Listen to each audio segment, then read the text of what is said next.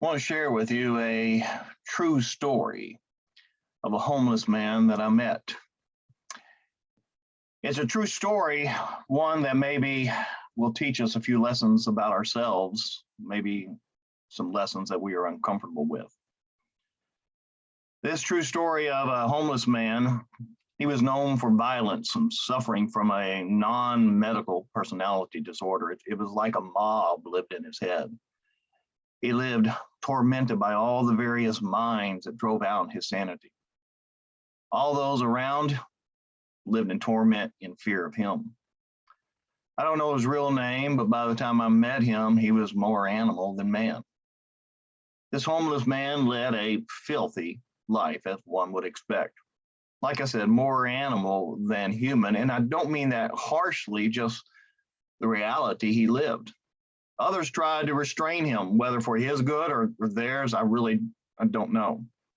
And when I say restrain him, I mean like an unwanted dog, chained and shackled. I know I would be afraid of him.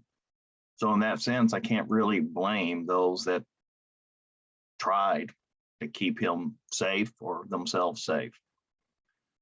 I'd be afraid because he would be screaming all day and all night. And when he was chained or shackled, he would just break them. Nobody could tame him or restrain him. For him, it was like living in a prison, yet unable to be imprisoned. Anything he doesn't want to do or be, he does anyway, because he can't help himself. Misery marks his life. He even physically harms himself, cutting his own flesh with sharp rocks, self-mutilation, as it is often called. He is filthy inside and out, totally alone. No one can help.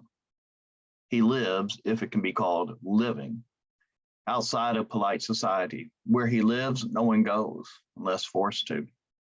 He lives among the dead in cemeteries. That is until one person shows up, whether by accident or purpose, I don't know. And when this man sees him, he runs toward the gentleman. And I don't know if he's running to hurt him or somehow recognizes him from a distance. And this is the beginning of the end.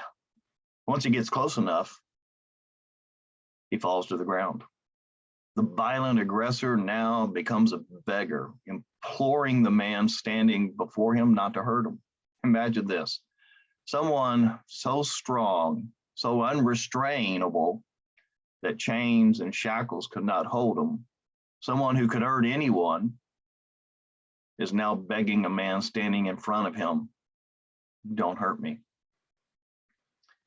Instead, that innocent one asks his name, probably the first polite conversation he had had, and who knows how long. After a small conversation, this homeless man is convinced to do something previously unthinkable. He is told to go home, and he goes home. Does anyone recognize this story? I met this man in Mark 5. I hope helping us relive the story through retelling it helps us to remember this is real and to remember this reality. Only Jesus can give us a true home, cleaned from the inside. This has been Perry Hall with a few moments with Perry. If this has been a blessing to you, please like, please share, and help those who need help through Jesus.